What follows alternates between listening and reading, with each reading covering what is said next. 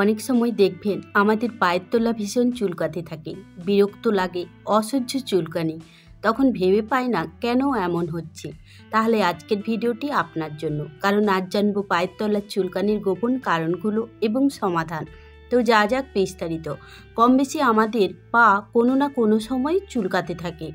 প্রথমত যে কারণে পায়ের তলা চুলকাতে থাকে তা হলো ফাঙ্গাল ইনফেকশান, অর্থাৎ যখন পায়ের তলায় ঘাম জমে যায়। এটা হয় যারা দীর্ঘ সময় পা ঢাকা জুতো পরে থাকেন, যার কারণে সেখানে ছত্রাক বা ফাঙ্গাস তৈরি হয়, যার ফলে পায়ের তলা চুলকাতে থাকে।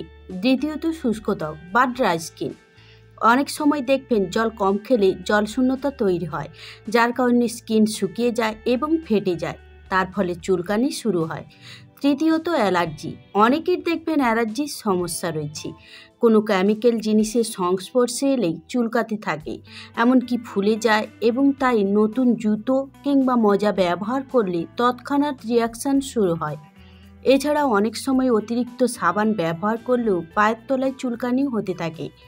চতুর্থত একজিমা। এটা মূলত যাদের ত্বকের সমস্যা রয়েছে তাদের মধ্যেই হয়ে থাকে। একজিমা হলে পায়ের তলার চুলকানি হয়। পঞ্চমত ডায়াবেটিস থাকলে রক্তে শর্করার পরিমাণ বেড়ে যায়, ফলে নার্ভের সমস্যা তৈরি হয়, যার কারণে পায়ের তলায় ঝিনঝিন ও চুলকাতে থাকে। এগুলোই ছিল পায়ের তলার চুলকানির কারণগুলো। এরপর চলুন চুলকানি কমাতে কী করবেন।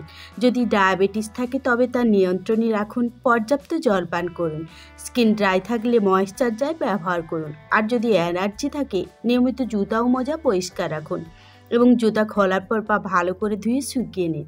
আর যদি তারপরও পা চুলকাতে থাকে তবে ফিটকিরি ওই জায়গায় ঘষতে থাকুন, কিছু সময় পর চুলকানি কমে যাবে। সাধারণত এগুলোই করলে পায়ের তলার চুলকানি কমে যায়। আর যদি এরপরও না কমে তাহলে একবার স্কিনের ডাক্তার দেখিয়ে নিন। ভিডিওটি যদি উপকারী হয় তাহলে প্রিয়জনদের সাথে শেয়ার করুন। ভালো থাকুন, দেখা হচ্ছে পরের ভিডিওতে। ধন্যবাদ।